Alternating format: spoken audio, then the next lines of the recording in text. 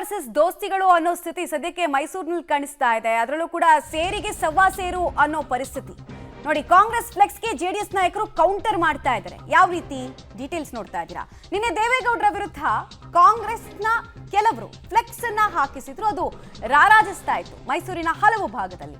Flex ಅಂತೆ ಕರಪತ್ರಗಳ ಮೂಲಕ ಕಾಂಗ್ರೆಸ್ಗೆ ಈಗ ಜೆಡಿಎಸ್ ಟಕ್ಕರನ್ನ ಕೊಡ್ತಾ ಇದೆ. ಟಿಟ್ ಫಾರ್ ಟ್ಯಾಟ್ ಕೇಳಿದಿರಲ್ಲ, ಸೊ ಅದನ್ನಲ್ಲಿ ಮಾಡ್ತಾ ಇದ್ದಾರೆ. ಮೈಸೂರಿನಲ್ಲಿ ರಾರಾಜಿಸ್ತಾ ಇದೆ ಕಾಂಗ್ರೆಸ್ ವಿರೋಧಿ ಫ್ಲೆಕ್ಸ್ಗಳು. ವಿತಿನ್ 24 hours ಅಲ್ಲಿ ಬದಲಾಗ್ತಾ ಇರೋದು ಒಂದು ನರೇಟಿವ್ ಸೆಟ್ ಮಾಡುವಂತಹ ಅಜೆಂಡಾ. ಸಮಾವೇಶ ಸಾಗುವ ದಾರಿಯುದ್ದಕ್ಕೂ ಕೂಡ ಫ್ಲೆಕ್ಸ್ಗಳನ್ನು ಅಳವಡಿಕೆ ಮಾಡಲಾಗಿದೆ. ಮೂಡ ವಾಲ್ಮೀಕಿ ಹಗರಣದ ಬಗ್ಗೆ ಸುದ್ದಿ ಪ್ರಸಾರದ ಬಗ್ಗೆ ಕೂಡ ಅಲ್ಲಿ ಫ್ಲೆಕ್ಸ್ಗಳನ್ನು ಹಾಕಿದ್ದಾರೆ. ಹಲವು ಪೇಪರ್ ಆರ್ಟಿಕಲ್ಸ್ಗಳನ್ನು ಕೂಡ ಅಲ್ಲಿ ಹಾಕಲಾಗಿದೆ. ಅದನ್ನು ಕೂಡ ನಾವು ಗಮನಿಸ್ತಾ ಇದ್ವಿ. ಸೊ ಇದಕ್ಕೆ ಸಂಬಂಧಪಟ್ಟಂತಹ ಡೀಟೇಲ್ಸನ್ನು ಕೂಡ ನೀವು ಗಮನಿಸ್ತಾ ಇದ್ದೀರಾ.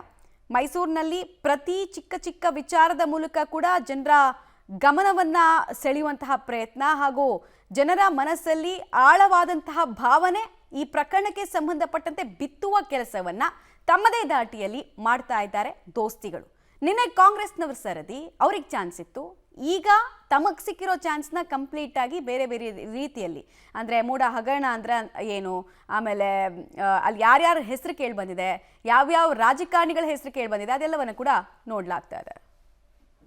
ನಿನ್ನೆ ನಡೆದಂತಹ ಕಾಂಗ್ರೆಸ್ನ ಜನಾಂದೋಲನ ಸಮಾವೇಶದಲ್ಲಿ ಒಂದು ಫ್ಲೆಕ್ಸ್ ಬಹಳ ದೊಡ್ಡ ಮಟ್ಟದಲ್ಲಿ ಗಮನ ಸೆಳೀತಾ ಇತ್ತು. ಅದು ಬಿಜೆಪಿ ಜೆಡಿಎಸ್ ನ ವಿರುದ್ಧ ನೀಡಿದಂತಹ ಜಾಹೀರಾತನ್ನೇ ಕಾಂಗ್ರೆಸ್ ಅವರು ಫ್ಲೆಕ್ಸ್ ಆಗಿ ಬಳಸ್ಕೊಂಡಿದ್ರು. ಇವತ್ತು ಬಿಜೆಪಿ ಮತ್ತು ಜೆಡಿಎಸ್ ನ ಮೈಸೂರು ಚಲೋದ ಸಮಾರೋಪ ಸಮಾವೇಶದಲ್ಲೂ ಮತ್ತೊಂದು ಫ್ಲೆಕ್ಸ್ ಗಮನ ಸೆಳೀತಾ ಇರುವಂತದ್ದು ಇದು. ಅಂದ್ರೆ ಪೇಪರ್ ನಲ್ಲಿ ಬಂದಂತಹ ಕಾಂಗ್ರೆಸ್ನ ವಿರುದ್ಧ ಬಂದಂತಹ ಸುದ್ದಿಗಳನ್ನೇ ಒಂದು ಫ್ಲೆಕ್ಸ್ ನ ರೂಪದಲ್ಲಿ ಮಾಡಿ ಇದನ್ನ ಈಗ ಎಲ್ಲಾ ಕಡೆಯಲ್ಲೂ ಕೂಡ ಹಾಕಲಾಗಿದೆ.